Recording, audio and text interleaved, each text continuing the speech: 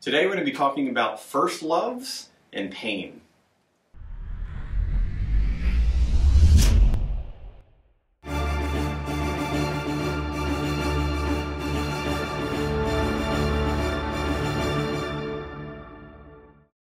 Hopefully I got your attention with that little intro, the title. We'll get to that in just a second.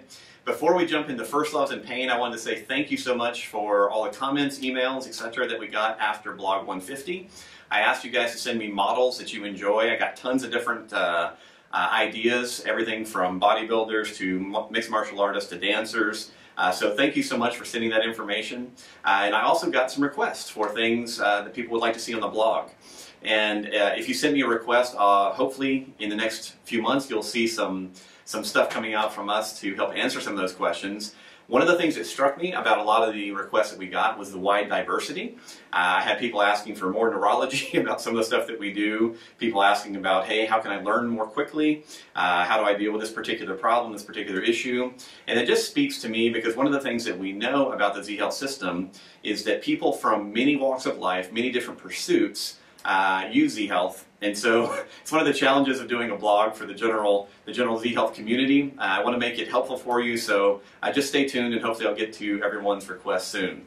Now, for today's topic, I said we're going to talk about first loves and pain. And to explain this, I want to talk about one of my patients from many, many years ago.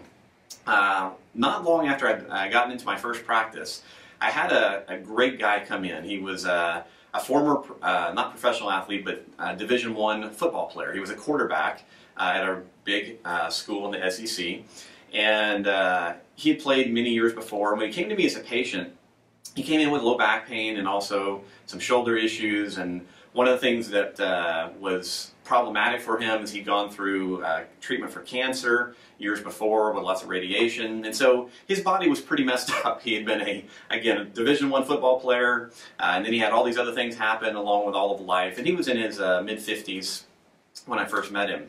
And so when he was seeing me, I was a young guy out of school. I didn't know all the stuff that I know now, so I was kind of using my traditional biomechanical model at that point.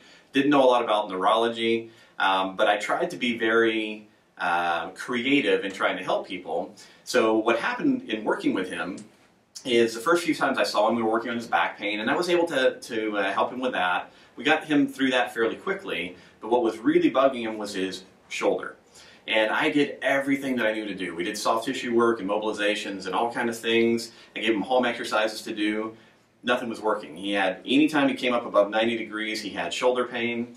So one day he came in to the office, and I was working on him on the table. I got him up, I said, how is he? He's like, it's a little bit better. And something hit me. And I said, Chuck, when's the last time you threw a football? And he looked at me and he went, what do you mean? When's the last time I threw a football? I can barely move my shoulder. And I said, well, let's just try it. And me being me, I had lots of sports equipment at the office because I love sports. So I said, let's go out in the parking lot. We'll just go out there and we'll just actually start off with kind of a soft toss of the football. And we'll just try and move your shoulder in a way that you haven't moved it in a while. And so we went out in the parking lot and we started a little bit of soft toss, and within 15 minutes he was back throwing spirals. He was throwing the football really well. Now obviously he was a Division I quarterback. He hadn't thrown a football in about, he told me, 15 years because of all the stuff that he had been through. The most fascinating thing in that whole process was watching this big smile creep up on his face. And it was one of the most powerful moments to me to remind me that a lot of times whenever we think we have to follow one route to get to an end point, in other words, he came in wanting to get rid of his shoulder pain, I did all of the traditional stuff that I knew to do, but what really mattered was actually engaging him in something that he enjoyed and reminding him of things that he used to love. So one of the things that I talk a lot about in our courses, and I see this more and more because a lot of the people that come into our professional training courses, they've been in the industry for a while. And they see a lot of clients who have maybe been in the fitness industry for a long time or who are frustrated because they're trying to do all the fitness things. They're trying to do their cardio work and their strength work and their rehab work, etc. And they're getting frustrated and often bored. So my suggestion to you in today's blog is just to answer the simple question of what was your first love in terms of movement?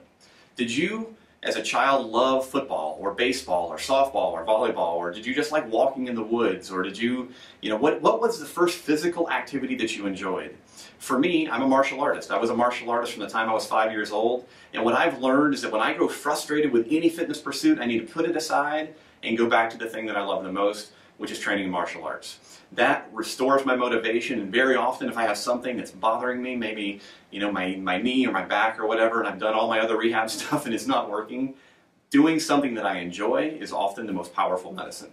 So for you guys, I just wanted to throw that out to you today. If you have something that you haven't explored in a long time because you were afraid to do it or you didn't think you should, just start off slowly, take it easy, be prepared to be surprised, because oftentimes, and this engages what we know now about pain and how our brain works, whenever we can move doing something that we enjoy, it is incredibly powerful.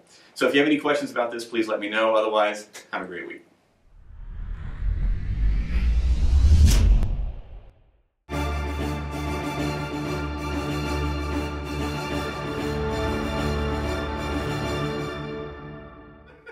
We're shooting.